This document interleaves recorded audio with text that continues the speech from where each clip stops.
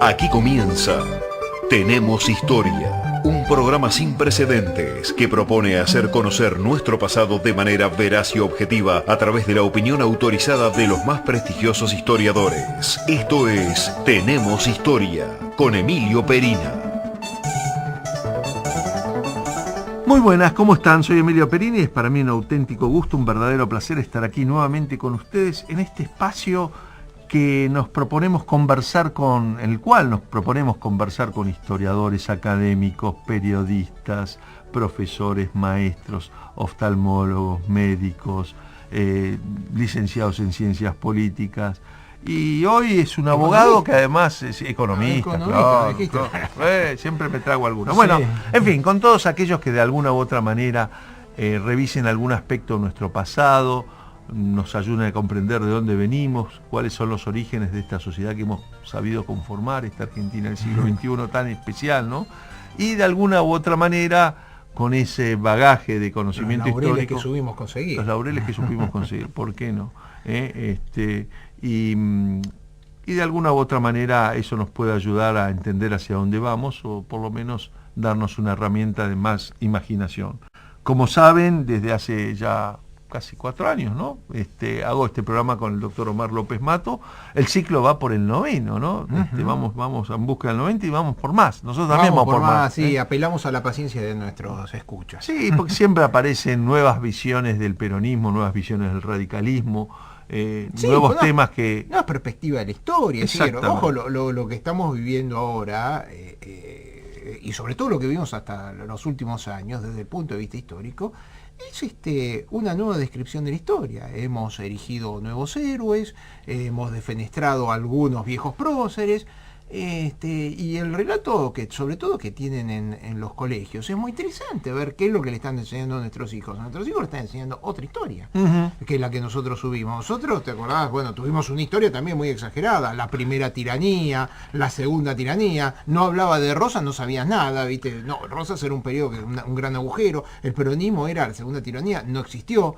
Hoy en día, bueno, hay otra historia que también está erigiendo otros mártires y otros héroes. Pero esto no es un invento argentino, esto es un invento, es decir, otros países. Hay una frase de Franklin, que dice que feliz aquellos países cuya historia es muy aburrida. Y nosotros no tenemos una historia muy aburrida. No, al contrario, no tenemos. Y además tenemos historias y personajes, que es un poco lo que va a suceder en el programa de hoy, que son fascinantes desde el punto de vista de conocer sus vidas y lo que han creado. Les quiero recordar que nos pueden escribir a programa tenemoshistoria@gmail.com, que el programa está siendo grabado y que va a estar luego puesto en internet, en la red de redes. Siempre entrando por Facebook, allí van a encontrar, por un lado, si van a Facebook Olmo Ediciones, buscan el Facebook de Olmo Ediciones, allí hay un link que dice programa Tenemos Historia y encontrarán los reportajes más antiguos. Y después hay entrando en Facebook, directamente Tenemos Historia, sin la palabra programa en este caso, allí van a encontrar los reportajes más presentes. Y voy a develar nuestro invitado de hoy, que todavía no llegó, pero está llegando, acabamos de comunicarnos con él. Es Álvaro Aboz, un fabuloso escritor, realmente tal vez uno de los mejores escritores contemporáneos. Es abogado, es un abogado especialista en derechos laborales, pero que haya escrito un sinnúmero de libros. A mí me parece, y no tuve tiempo de chequearlo ayer, pero su libro 5 balas para Bandor del 2006 ya fue objeto de un programa en Tenemos Historia, la vida de Augusto Timoteo Bandor, libro muy recomendable.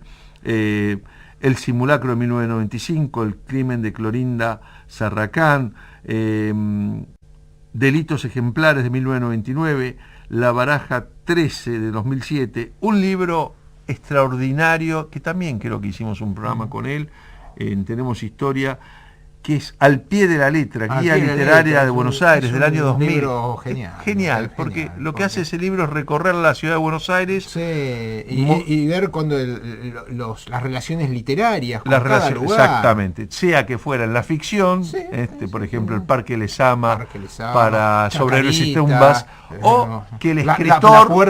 La puerta de héroes y tumbas, la puerta atrás de la redonda de Belgrano. Exactamente, o que el escritor haya vivido o estado en Buenos Aires, como es el recorrido de Avenida de Mayo, incluyendo el Hotel Castelar donde se alojara Federico García Lorca. Así que Al pie de la letra es un trabajo... Nijinsky también. Claro, vivió ahí y se casó ahí. La verdad que yo ese libro he regalado tantos de Al pie de la letra, y al que lo quiera buscar, hubo una segunda edición, la primera es del año 2000, hace no muchos años, y es un libro realmente delicioso para conocer de literatura y además recorrer la ciudad con otra mirada, porque decir, estos son lugares que tienen una vinculación con la literatura o los escritores.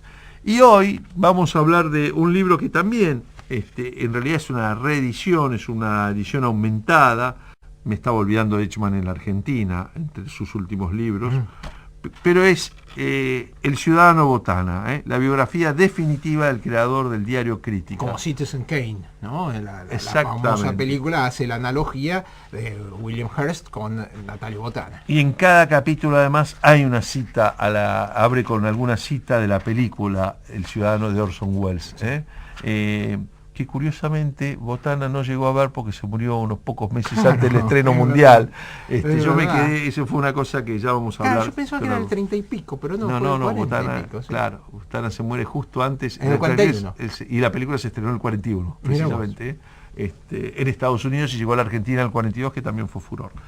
Presentamos el programa y enseguida estamos conversando con Álvaro Abós de la reedición y además de esta edición aumentada, Ciudadano Botana, la biografía definitiva del autor del diario Crítica, que editó Vergara. Y digámoslo ahora, Crítica, uno de los 3 diarios más populares de la historia argentina del siglo XX. La Prensa, Crítica y Clarín. Qué momento para hablar de estos temas.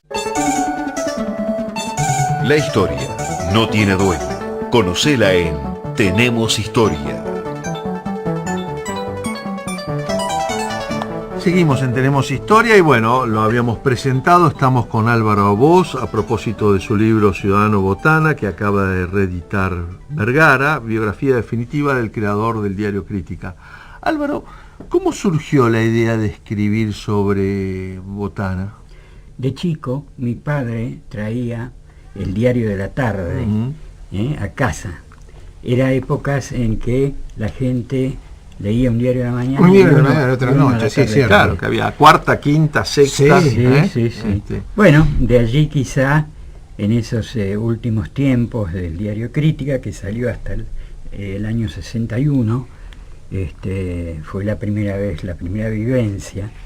Pero bueno, muchos años después, repasando la historia argentina, yo he escrito y sigo escribiendo mucho sobre la ciudad de Buenos Aires.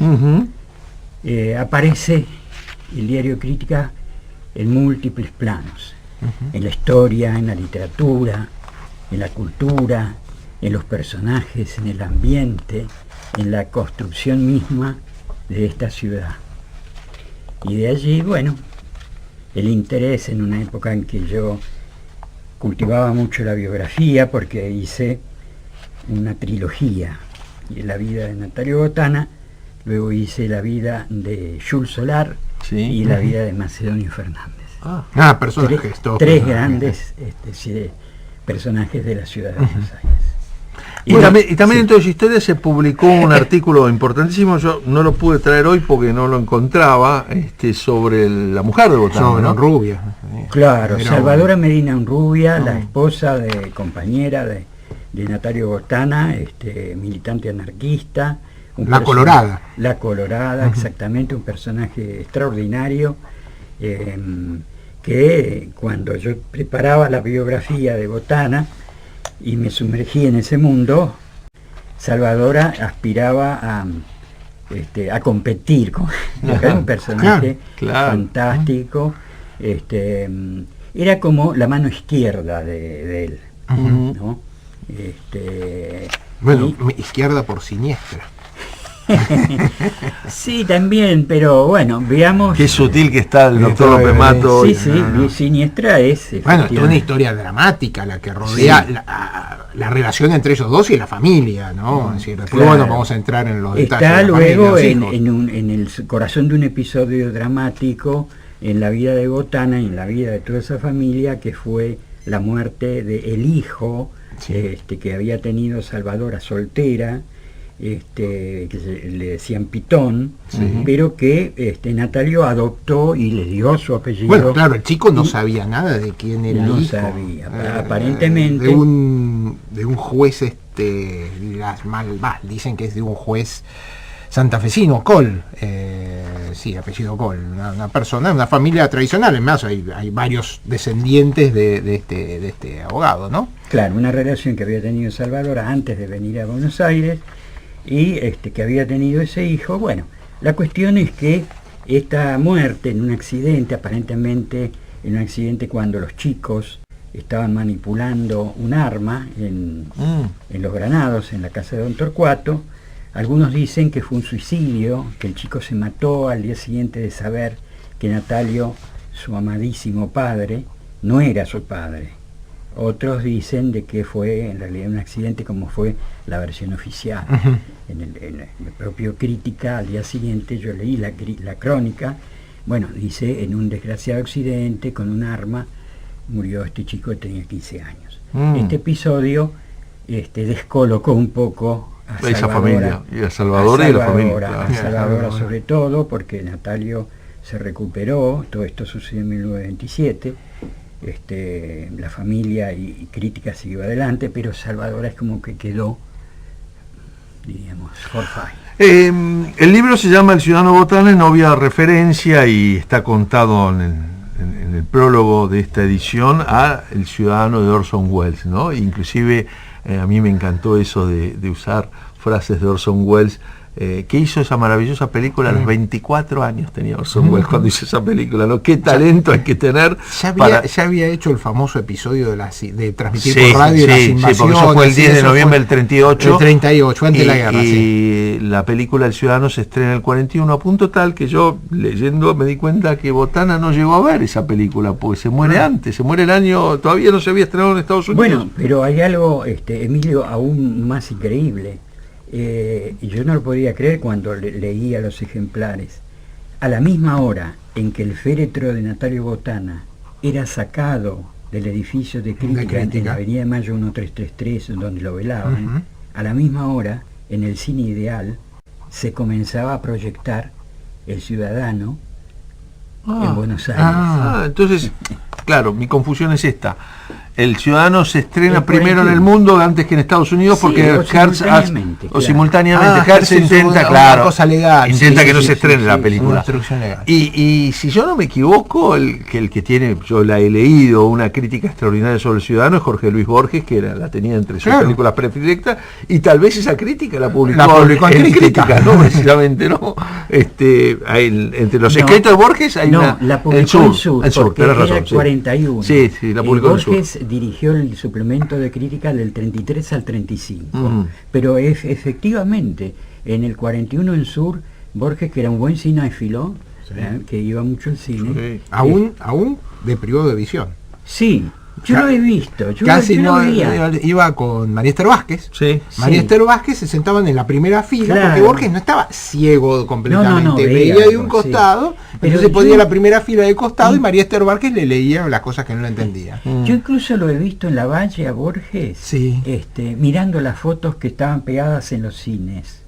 Porque él, vivía en Maipú y Paraguay, y andaba por ahí. Pero quiero volver a Botana, y sobre todo, ¿no? Me parece que hay que volver hay una frase del ciudadano, hay que volver al... ¿Por qué no vemos el primero? No volvemos realmente a la historia, a la historia original de Botana, porque hay que pensar que no es de una familia pudiente, nada por el estilo. Él es un inmigrante uruguayo, nacido en Sarandí del G, ¿no? Que llega a Buenos Aires a los 20 años, con muy poco capital.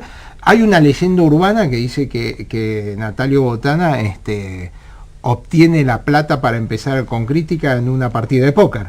Sí, bueno, forma parte del mito. Botana siempre ha originado todo tipo de fantasías, porque bueno, lo mismo pasa con Hertz. No todo lo que se dice Hertz es verdad, pero no, bueno, lo mismo pasaba con Noble.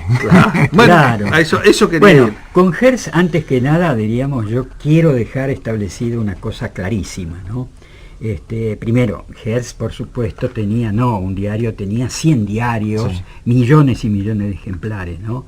De todas maneras, los 900.000 ejemplares de crítica que se vendieron el 1 de septiembre de 1939, en un país que tenía 10 millones de habitantes, y los tenía, era enorme. Claro, ahora, casi el 10% de la población Hertz, comprando un diario. Era, como lo traduce magistralmente Orson Welles, un magnate, un hombre poderoso, que hacía de la prensa un instrumento de poder, pero Hertz era nazi. Hertz visitó a Hitler en la Selva Negra, en ese refugio, y diríamos, propagandizó el régimen, el fascismo. Y Natalio Botana, con todos los defectos que se le puedan atribuir, con sus errores, que los tuvo algunos gruesos, fue un hombre que desde que vio el fascismo lo combatió. Al fascismo y al nazismo, las dos vertientes. Bueno, hay que contar una historia. Espera, antes de que entres en esa historia, pero hay dos cosas. Primero, recordarle a la gente que hablamos de William Hertz, que fue el creador del periodismo amarillo en el mundo, ¿no? Los diarios populares de bajo costo. ¿Pero por qué le decían amarillismo? No, porque la última página venía empresa, había un cómic, no me acuerdo de quién, de un cowboy, etcétera, y estaba el amarillo. Claro, estaba el amarillo, y entonces la gente se quedaba con los dedos amarillos por agarrar la última página, y de ahí viene el amarillismo en el periodismo, de diario de Hearst y de este cómic en Europe. No, y a mí me parece esto que acaba de contar Álvaro Bosch a propósito de su libro El Ciudadano Botana, destacando la profunda primero, no sé si decir sentido democrático, porque algo de eso había en Botana, pero sí la lucha por la libertad contra los totalitarismos. Que eso, si no se mata a Botana, cuán diferente, esto por supuesto es historia contrafáctica, hubiera sido la historia argentina, porque la influencia nazi de la propaganda nazi en esos años 30 y 40 fue enorme, y Botana era el enemigo para ellos, tanto que, lo cuenta Álvaro Bosch en el libro, tenía a su novia viviendo en Chile, asustado de la cantidad de agentes y espías nazis que había en Buenos Aires. Él tenía miedo por la situación que se vivía. Bombas, por eso, pero tal vez la declaración de Río de Janeiro estoy especulando, y los dos permítame que lo haga, de Ruiz Guiñazú, dándole la espalda al continente de los Estados Unidos, y la posición tan, a mi juicio, hoy yo insisto, vergonzosamente neutral de la Argentina en la Segunda Guerra Mundial, no sé si se hubiera podido llevar adelante con tanta facilidad con un Botana vivo. Lo que pasa es que hay que también ubicarte un poco en los antecedentes de Botana. Fijemos una cosa, es decir, Botana es uno de los que, digamos, no promueve, pero ayuda al golpe de Irigoyen, en el golpe del 30. Pero le cerraron crítica. Entonces él es uno de los que siente el rigor de una dictadura en carne propia. Y 2 años más tarde, cuando muere Irigoyen, ya no habla del tirano, habla del ciudadano, habla del caudillo. Entonces es un temita, es decir, él había vivido en carne propia lo que era un gobierno de facto, lo que era un gobierno de ultraderecha, un gobierno que había llegado la hora de la espada, ¿no? Yo tengo también mi teoría que esto es una reacción contra los excesos del anarquismo de la década del 20, ¿no? Es decir, atentados contra presidentes, etcétera. Entonces, bueno, naturalmente, que también pasó lo mismo en Alemania, pasó lo mismo en Italia, en todos los países donde hay un gobierno de derecha muy fuerte, es porque el anarquismo había sido también muy fuerte en sus actos subversivos. Y acá, bueno, llega este gobierno y Botana sufre en carne propia lo que es el exceso de autoridad, ¿no? Entonces, yo creo que él había sufrido lo que después pasaría en Alemania, pero había sufrido el 31, creo que es importante esclarecer en la medida que podamos este tema, porque aún es objeto de polémica. En la última carta abierta, la número 13, se hace referencia bastante abundante a este episodio. Es cierto, Botana no solamente auspició y celebró el golpe de Estado que derrocó a Hipólito Yrigoyen, sino que él participó activamente en la preparación de ese golpe, y algunas de las reuniones que se hicieron con políticos y militares se hicieron en la sede de la Avenida de Mayo. Eso es verdad. En favor de Botana, diríamos, en favor de una mirada histórica a estos episodios, habría que decir, como muy bien lo apuntaste recién, la época, el contexto en que se daba esto. El valor de la democracia era muy escaso en ese momento. Estaba todavía el influjo y la atracción de los totalitarismos, de la Unión Soviética, de la Revolución, del fascismo. Y en 1930, todos los diarios que se publicaban en Argentina, la fuga de los estudiantes, los sindicatos que entonces había, y todos los partidos políticos, menos por supuesto la Unión Cívica Radical Irigoyenista, todos ellos, la Iglesia, agreguemos, todos ellos aceptaron el golpe de Estado. Bien, tengo que pedirle a Álvaro Bosch y a Omar López Mato un poco de paciencia. Vamos a hacer la primera pausa en el programa de hoy y nos vamos a meter con el hombre que creó Crítica, que junto con La Prensa y Clarín son los diarios más populares y más importantes de la Argentina del siglo XX. Si la historia la escriben solo los que perdieron las batallas, se llena de rencor. Si la historia la escriben solo los que ganaron las batallas, difícilmente sea objetiva. Tenemos historia y podemos contarla. Bueno, hay mucha pasión en Álvaro Bosch y en Omar López Mato, así que el programa de hoy es sobre un personaje fascinante. Además el libro está muy bien escrito, hay una investigación. ¿Cuánto tiempo te llevó la investigación? Que eso es un tema... Podría decir años y años, toda mi vida, desde aquel día en que mi padre me mostró, o yo registré, ¿no? No podría decir. A lo largo de mucho tiempo fui juntando, pero luego la escritura me llevó un año. Y pudiste hablar con las hermanas, una de las cuales Sí. inclusive murió hace no demasiado tiempo. Sí, efectivamente. Las hermanas, ¿cómo se llama? Ofelia, Machado Botana, que son dos hermanas hijas de el hermano menor, Mireya y Gloria Machado Botana. Gloria murió hace muy poquito, luego de haber publicado sus propias memorias. Sí. Ellas me ayudaron mucho. La familia Botana era muy grande y compleja y con muchos vaivenes, ¿no? Porque luego del 41 el diario comenzó, cuando muere en un accidente Natalio Botana, el diario comenzó una gran decadencia, motivada porque, por muchos factores, pero uno era los líos familiares. Fueron Ahí me una parece familia compleja, ¿no? Sí, claro. No, y Botana, que solo tenía 52 años cuando muere, ¿no? Muy joven. Sí. Quería ir un poco a ese fatídico 7 de agosto, ¿no? Del 41, porque el señor va en una caravana desde la ciudad de Jujuy a unos campos que aparentemente pensaba comprar en 2 Rolls Royce. Sí. ¿Cuánta gente puede decir que tenía 2 Rolls Royce, no uno? Es una de las cosas que llama... La fortuna de Botana. Claro, que llama la atención ¿no?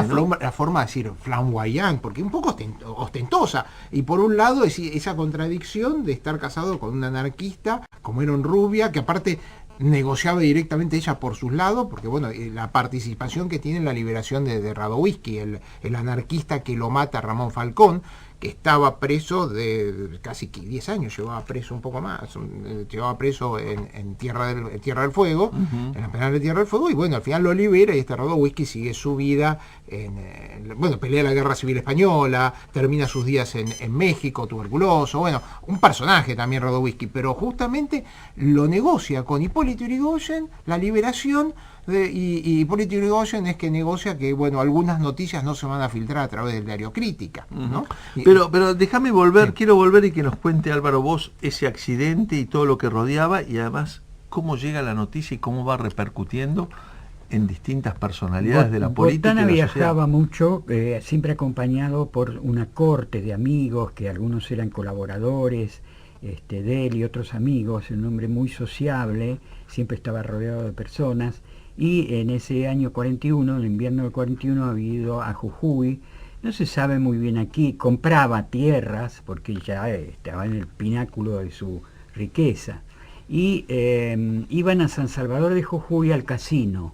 Entonces, en un camino de montaña, el chofer, que era el chofer invariable de él, un hombre que siempre que conducía el Rolls Royce donde se desplazaba Botana, que tenía varios, ¿no? Pero no tantos, porque sus enemigos decían, tiene 14, bueno, pues ya tener 2 o 3 es... Sí, hay que hacer una acotación. Rolls Royce siempre fue una marca cara, etcétera, pero no era excepcional. Yo conozco familiares que tenían Rolls Royce en la década del 20, cuando no había muchas opciones de otro coche de lujo. Es decir, Mercedes-Benz era un coche más, para hacer marcas, ¿no? Es decir, era un coche más de clase media, taxis. Los taxis eran Mercedes-Benz en una época. Bueno, la cuestión es decir, el Rolls Royce era importante, pero no era la fastuosidad que es hoy. Cae en un barranco y la gente, de 6 o 7 que iban en el coche, quedaron lesionados. Entre ellos, quien más contó el episodio era el Mundo Guibur, que era crítico de teatro, y que vivió gran periodista, años, y además, gran periodista, después trabajó en Clarín, creo. Bueno, y que era muy amigo de Botana, evidentemente. Muy amigo, formaba parte de ese núcleo de gente que lo rodeaba. Con muchos eran poetas, por ejemplo Raúl González Tuñón, que era comunista. Claro, sí. Los dos hermanos Tuñón estaban en Alerroz. Bueno, la cuestión es que Botana se golpea el pecho, se le hunde el plexo y lo llevan al hospital de San Salvador de Jujuy, donde estaba un médico de turno y dice, bueno, pero este hombre hay que operarlo. Porque operarlo ya. Claro. No, entonces el entorno dijo, no lo podemos. ¿Quién es usted? Bueno, soy el doctor Pérez, que es el fulano, cualquier médico. No, dice, tiene que operarlo fino quieto. Entonces llama, no me acuerdo qué, el mejor cirujano de Buenos Aires. Quieto, sí. Llaman a Buenos Aires y dicen, manden a fino quieto, sino al mejor cirujano, porque hay que operar a Natalio. Y entonces se organiza el desplazamiento. Pero en esa demora Natalio murió. Es lo que se llama el síndrome de la gran personalidad de los presidentes. Sí, después recordé una anécdota que que mueren por no atenderlos inmediatamente, por buscar lo mejor. Que no siempre está disponible y se evita lo bueno. Me contaba Eduardo Miñona, ese gran cineasta que quería hacer una película sobre Botana, que lo mismo le pasó al torero Manolete. Claro. Y se dice que inclusive le pasó a John Fisher Kennedy. Y le pasó a Gershwin lo mismo. Claro. Y bueno, vamos a buscar al mejor neurocirujano y el tipo apareció y se murió. Cosas así, sí, es verdad, es un síndrome. Es el síndrome de que la personalidad tiene que ser atendido por el mejor y no se atiende la urgencia y se muere. Pero hay una frase que me encantó en el libro. Describe a todo el grupo que rodeaba a Botana, entre los cuales estaba Jacinto Guibur, viciosos de la conversación. Eso me parece que está claro, porque... Sí, bueno, es un diario, ¿no? El diario es como una cofradía, es una peña. Entonces Botana es un hombre que vivió para ese diario. El diario Crítica fue lo único que él hizo en la vida, y es muy raro porque él escribía los editoriales y participaba, pero no firmaba. No firmaba, sí. Entonces es casi imposible, y no ha sido posible hasta ahora, reunir en un volumen lo que escribió Botana. Él, digamos, se volcó en el diario. Y bueno, el diario era una cofradía, por supuesto casi enteramente masculina, porque eran muy pocas las periodistas mujeres, y bueno, hacían de la comida, digamos, de la charla, de la tertulia. El edificio de Avenida de Mayo 1333, creo que ahora pertenece a la FIP y está en reparación hace muchísimo tiempo. No, ese es el de la prensa. Ese era el de la prensa. No, el Hotel Majestic. En la esquina de Avenida de Mayo y Santiago del Estero estaba el edificio, el Hotel Majestic, el maravilloso hotel que ahora pertenece a la FIP. Sí, y que está en reparación hace 15 años, es una vergüenza. Sí, un edificio fantástico. Ojo, en ese lugar durmieron durmieron esa misma noche Le Corbusier y Antoine de Saint-Exupéry. Una noche de 1929, 2 huéspedes que afluían, como venían gente de todo el mundo a Buenos Aires. Bueno. ¿Y el edificio de la prensa ahora qué hay? No, en el edificio de Crítica. De Crítica, perdón. De Crítica lo pertenece al Estado y lo ocupa la Policía Federal y allí está su división de, claro, de sí, administración donde compran la hierba. ¿Y pero pudiste visitar, sí, pudiste visitar el despacho visitar incluso con Lorena Muñoz, que hizo una hermosa película Los Próximos Pasados, hace unos 5 o 6 años, un documental sobre Botana. Filmamos allí, incluso ella filmó y me invitó en el mismo despacho de Botana, que es una experiencia increíble, porque el despacho, que se mantiene tal cual lo dejó ese hombre en 1941, es algo espeluznante, porque tenía unos falsos balcones, de manera que el visitante se sentaba ante la mesa y detrás, a sus espaldas, había unos falsos balcones. Qué cosa curiosa. Sí, ahora, que de todas maneras, que era la forma de estrategia del hombre, de manera que el que se sentaba allí no estaba muy seguro. No se sentaba, claro. Solían mirar para atrás. Si atrás lo estaba mirando. Pero estoy seguro, conociendo a Álvaro Bosch y habiéndolo leído, que él se debe haber quedado con la misma duda que yo. Parece que cuando murió y lo velaron ahí, había un montón de libros que no había terminado de leer, y yo quisiera saber qué libros serían, ¿no? ¿Qué habría ahí? Porque había muchos libros sin terminar de leer, porque bueno, la muerte lo sorprendió. Y vamos a cerrar este capítulo de Tenemos Historia con la cita que toma del ciudadano de Orson Welles, es una cita de Orson Welles, donde dice: no es suficiente contar lo que un hombre hizo, hay que contar quién fue. Y esto es lo que se propone Álvaro Bosch en este libro Ciudadano Botana, la biografía definitiva del creador del diario Crítica, que editó Vergara. Tenemos Historia, iluminando el pasado, desafiando el futuro, decodificando el presente con el simple ritual del diálogo.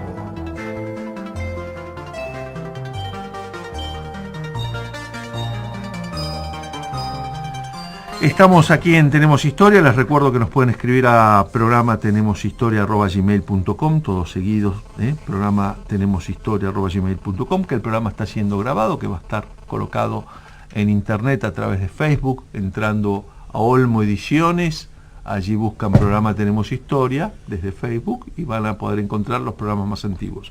Los programas más recientes, como este que estamos grabando hoy, están en Facebook Tenemos Historia, sin la palabra programa, Facebook Tenemos Historia, y allí están las entrevistas que ya hace casi 9 años venimos realizando en este tipo de ciclo. Inclusive ya ha estado Álvaro Bosch yo no me podía acordar si fue con 5 balas para Bandor o si fue con la letra, al pie de la letra, ¿no?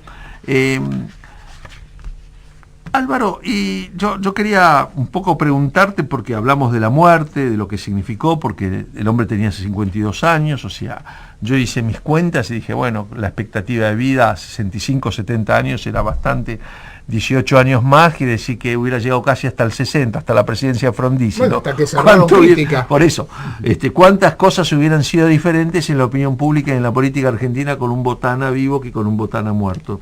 Pero los amigos de Botana, ¿no? Es interesante, sobre todo esa relación tan fuerte que genera con Justo, y si es cierto que Botana le ofrece a Justo en un momento de su presidencia complicada y juntos crean el mito de Carlos Gardel. Bueno, la vida de Botana es al mismo tiempo algo muy cercano, muy próximo a nosotros, a pesar de tantos años transcurrido, y al mismo tiempo muy lejano. ¿En qué sentido digo esto? Por ejemplo, me parece impresionante la polémica que hay, todavía subsiste, sobre el lema de Crítica. Resulta que en 1920 sí. Botana decide poner debajo del logotipo de Crítica una frase que decía: Dios me puso sobre la ciudad como a un caballo, como a un tábano sobre el noble caballo para picarlo y tenerlo despierto. Sócrates. Bueno, y había un tábano chiquitito, claro, en el logo Crítica, se había dibujado el diseñador. Bueno, desde que comenzó a publicarse esa frase, se dijo que Botana la había inventado. Se dijo que era apócrifa. Cuando yo empecé a investigar, me costó mucho encontrar la fuente, hasta que finalmente la encontré. Está en el libro Apología de Sócrates, de Platón. Y es casi textual, apenas él la comprimió, claro, pero es textual. Bueno, todavía se discute eso, pero más que eso yo creo que lo que se discute es la vigencia de esa frase. ¿Para qué está la prensa? ¿Para qué sirve la prensa? La prensa sirve para una mirada crítica al poder. Y esa discusión sobre si Botana la inventó, si esa frase existe o no, en realidad encubre el hecho de que todavía no se quiere admitir esa verdad que ya había dicho Sócrates. La prensa muy interesante el punto. Ahora, eso no implica que... Claro, en relación a justo lo que vos me decías, ¿no? Bueno, en ese aspecto, qué distinto, qué lejano es ese Buenos Aires, esa Argentina de aquellos años. En el sentido siguiente, ¿era posible entonces que un personaje como Botana, ¿no?, que bajaba ministros con sus denuncias, sin embargo se juntara a comer con Justo? Más que hablar de distribución del poder, ¿sabe de qué hablaban? De bibliofilia, porque Botana y Justo compartían una pasión. Los dos eran coleccionistas de libros sobre historia de América. Eran grandes coleccionistas. Y en los Justo fue el impulsor de la Academia Nacional de la Historia, ¿no? Sí. Entonces hablaban y tenían amistad, que eran dos personajes. Ahora, al mismo tiempo que estaban conversando, ¿no?, un redactor, un reportero de crítica, por ahí estaba serruchándole a un ministro, a un secretario de Estado, denunciando alguna matufia. Esa era una Argentina diferente, en la cual, bueno, cuando muere Botana, todo el mundo desenvaina la espada y le rinde un homenaje, ¿no? Incluso sus enemigos. Era una época en la cual, digamos, no había tanta ferocidad. Se daban con un caño. Pero esa historia de que le sugiere... El momento era el asesinato en el Senado de la Nación, la muerte de Borlenghi. De la Torre. No, de la Torre no. Era de Bordaberry. Y en ese momento, para sacar el tema de las planas, parece ser que Botana le sugirió armó, y charlándolo con Justo, un regreso homérico del cadáver de Medellín, lo suben a Nueva York y después baja por barco y lo va siguiendo el diario Crítica, y que eso de alguna manera, hasta una recepción apoteótica en el puerto de Buenos Aires, es la instalación del mito de Carlos Gardel, utilizado por Crítica para un poco no tener que hablar del tema de las carnes o del tema... ¿Eso lo encontraste? No. Encontré esa versión, ese mito, ¿no? Por supuesto, que está lleno, Botana, de la historia de Botana, de esos mitos, de esas leyendas, que en buena medida eran, bueno, por ejemplo, la prensa opositora a Botana, que era, por ejemplo, la prensa de derecha, ¿no?, la prensa nacionalista o nazi, o pro-nazi, decía todo el tiempo el jorobado de la Avenida de Mayo. Ese es un pequeño detalle que diríamos, arruina la vida de los biógrafos, ¿no? De pronto, detalles de contextos de época que vos no podés entender. Entonces, este pequeño... ¿Por qué decían jorobado? No era jorobado físicamente. Bueno, lo encontré después de mucho tiempo de intentar y hasta que Gloria Machado Botana, su sobrina, un día, recordando así otros episodios, me dice, sí, Botana, Natalio había tenido un accidente, se cayó el caballo en Don Torcuato, en su finca donde cabalgaba. Y entonces le había quedado una levísima, no deformación, sino una especie de, no parálisis tampoco, no me sale ahora la palabra, ¿no? Sí, artrosis de la articulación, que es bastante frecuente. Era un poco duro, digamos, en la postura. Su manejo de la caja torácica. Y ese pequeño detalle, imperceptible por otra parte, lo tomaba la prensa para, diríamos, reventarlo, ¿no? Bueno, quiere decir que no era tampoco un lecho de rosas ese Buenos Aires de aquellos años, 20, 30, 40. Pero eran pequeños detalles, sí. Bueno, luego, por ejemplo, el retrato que hace Jorge Abelardo Ramos de Natalio Botana es terrible. Lo llama gángster, el gángster de la Avenida de Mayo, ¿no?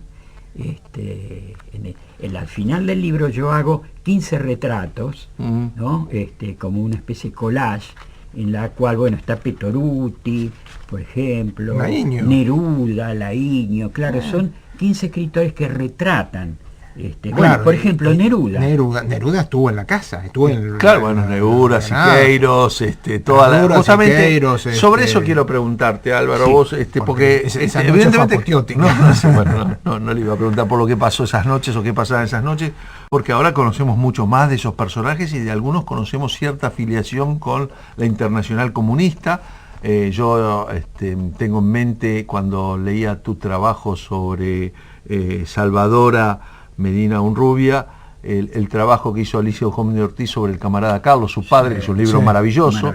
Una gran novela de Alicia. Y no cabe la posibilidad de que alrededor de Botana, Salvadora o algún otro personaje tuviera que ver con los comienzos de la KGB y con las internacionales comunistas y tenían que ver, sí, se pisaban. Bueno, la historia de David Alfaro Siqueiros es la historia. Sabemos que Montevideo, de un revolucionario. Claro, Siqueiros era primero un gran pintor, un enorme pintor, que ya había producido la mayor parte de su gran obra muralística, ¿no? En México. Pero además era un revolucionario profesional, pagado por el estalinismo, por la Unión Soviética, para difundir la revolución en todo el mundo. Bueno, hay que recordar que Siqueiros viene a Buenos Aires porque había hecho un intento de asesinato de Trotsky en la casa. El que fracasa en el año 40. Pero entró con una ametralladora a la casa de Rivera. Eso está contado maravillosamente bien, el hombre que amaba a los perros. Pero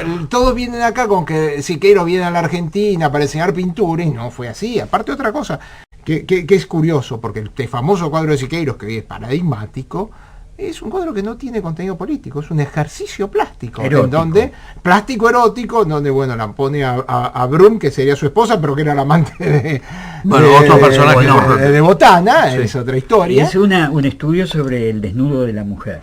Estamos excedidos en este bloque, pero igual a mí me interesa centrar esto porque, digamos, la pregunta va a que sabemos si, confirmado por documentación, inclusive documentación liberada luego de la caída de la Unión Soviética, que Montevideo era la central de inteligencia del comunismo y de la KGB hacia Latinoamérica, sobre todo antes de la KGB, inclusive antes de la creación de la KGB, y que Buenos Aires era la central de inteligencia para Latinoamérica del nazismo y del Imperio Británico, básicamente, ¿no? Aunque los británicos también estaban en Montevideo, estaban en las dos ciudades, ¿no? Claro, Buenos Aires era una gran capital del mundo donde pasaba, como te decía, el mismo día durmieron en el mismo hotel Le Corbusier, Antoine Saint-Exupéry, y hasta algunos dicen que, ¿sabés quién estuvo por Buenos Aires, sobre todo por La Plata? Tito. Joseph Broz, ese sí que era un revolucionario profesional que recorría el mundo para tratar de organizar la revolución de todo el mundo. O sea que Buenos Aires era así ya entonces un cruce de camino donde se mezclaba todo. No sería nada raro de que todos estos personajes sí pululaban, no raro, evidentemente pululaban. De todas maneras, también algunos grandes comunistas estaban en el núcleo mismo, en el corazón de Crítica, como el propio Raúl González Tuñón, que después se fue a pelear a España.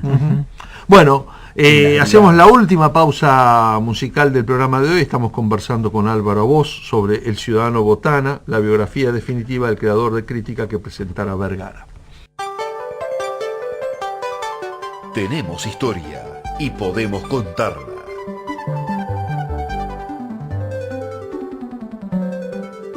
Seguimos en Tenemos Historia, hoy con la compañía de un notable escritor e investigador, Álvaro Bosch, y hablando de El ciudadano Botana. Lo de ciudadano además es en el doble sentido. Ya mencionamos que Álvaro sigue y toma textos de la película de Orson Welles sobre Hertz, pero también esta relación de Botana con Buenos Aires, ¿no? Y de Crítica con Buenos Aires.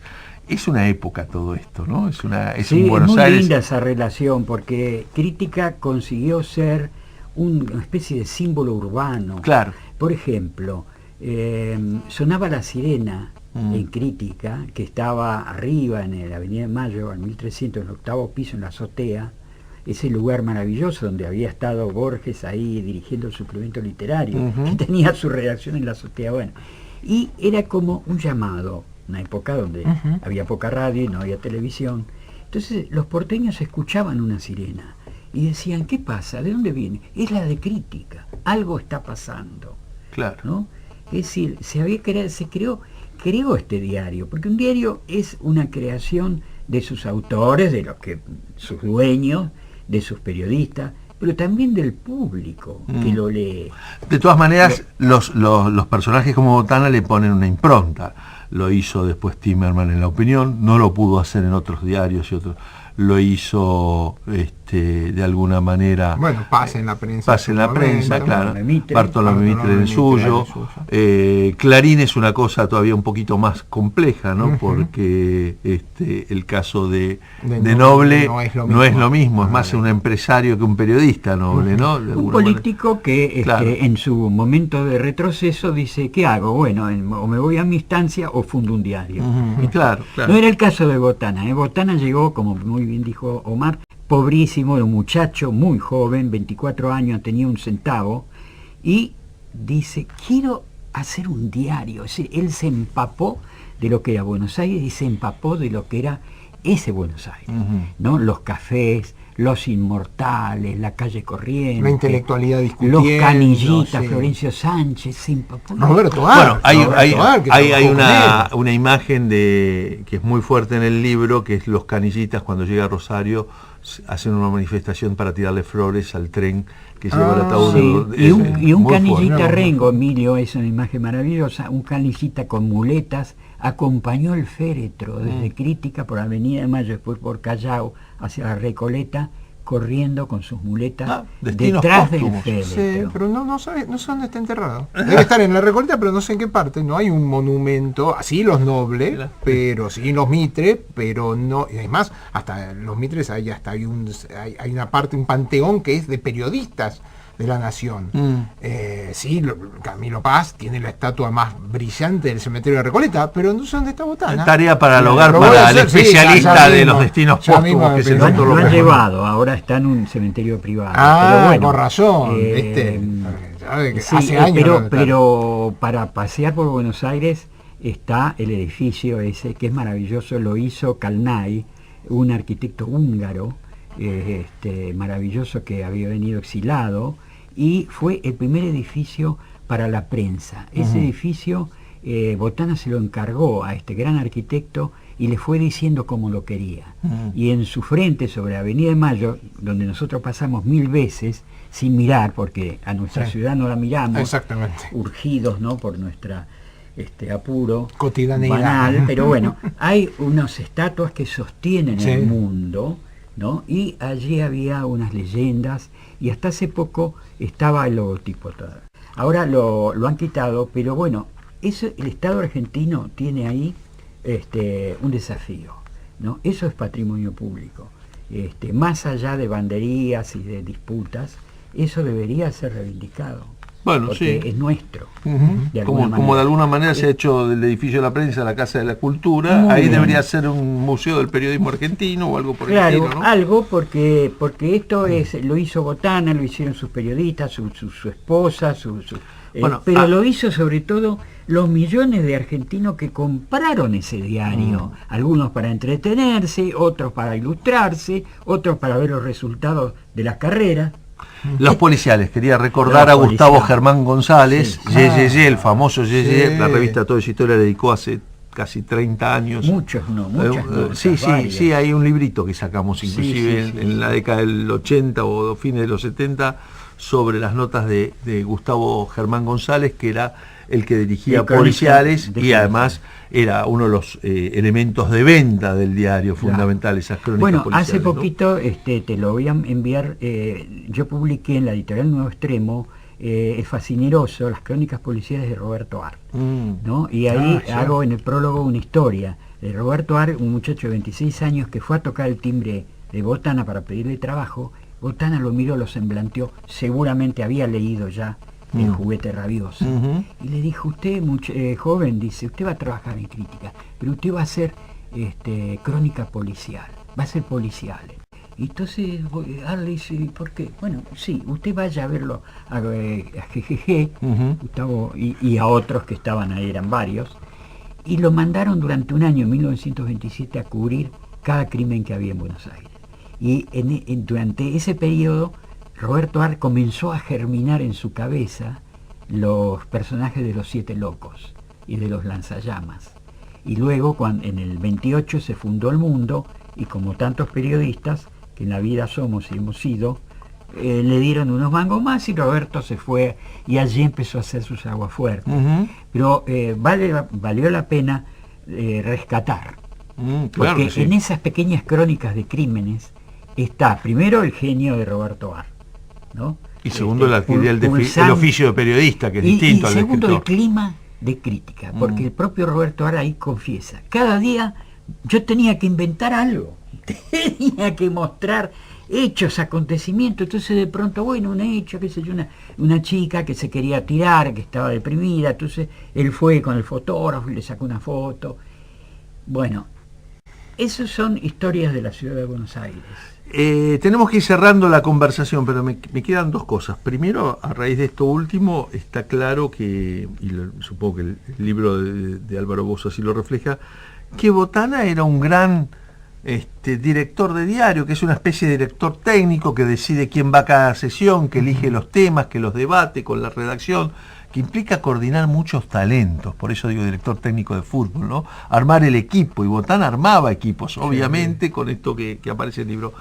En ningún momento se le planteó a Botana, claro, era uruguayo, eso le complicaba, el dedicarse a la política como Hearst, porque digamos, en el Ciudadano Hearst lo que aparece como el momento donde se quiebra Hearst es cuando quiere ser candidato y no lo vota nadie, ¿no? Le va muy mal a la selección. No, por eso que te decía de que Botana, un hombre que dedicó su vida, su energía, su eros, incluso todo, a ser periodista. Claro, algunos dicen, bueno, allí también intervino en un momento determinado. Él amaba profundamente a Salvadora, y cuando Salvadora tiene ese trauma terrible quedó medio desplazada. Él, sin embargo, la trató, la llevó por todo el mundo buscando médicos, y luego la pareja se deshizo, ¿no? Y al final de su vida, a los 50 años, él estaba por casarse con una mujer, con la cual yo tuve oportunidad de hablar. Después falleció, ya era muy mayor. Bueno, hasta ese impulso erótico, digamos, su pasión verdadera, este hombre la canalizó en la obra de su vida, un diario. Bueno. Pero, en fin. Vale la pena leer El Ciudadano Botana en momentos en que discutimos el rol de los medios, el rol del periodismo, y creo que son unos grandes libros sobre esta cuestión. Acá hay una cita de Kane, en El Ciudadano, de Orson Welles, que es interesante también. Tengo dinero y propiedades. Si no me ocupo yo de los pobres, algún pobre lo hará por mí. Bueno, es el genio de Orson Welles. Sí, no, sí, y vuelvo a repetir, 24 años tenía cuando escribió El Ciudadano, y un poquito menos cuando 23 la misma edad que tenía Botana cuando fundó Crítica. Qué bárbaro. Álvaro, vos muchísimas gracias por habernos acompañado en este programa. Gracias a ustedes, ha sido un gran gusto de acompañarlos. Omar, nos reencontramos la semana próxima en Tenemos Historia. ¿Habrá otra historia para contar? Sí, siempre. Siempre hay, ¿no? Nunca faltan. Los esperamos la semana próxima aquí en Radio El Mundo en Tenemos Historia. Chao.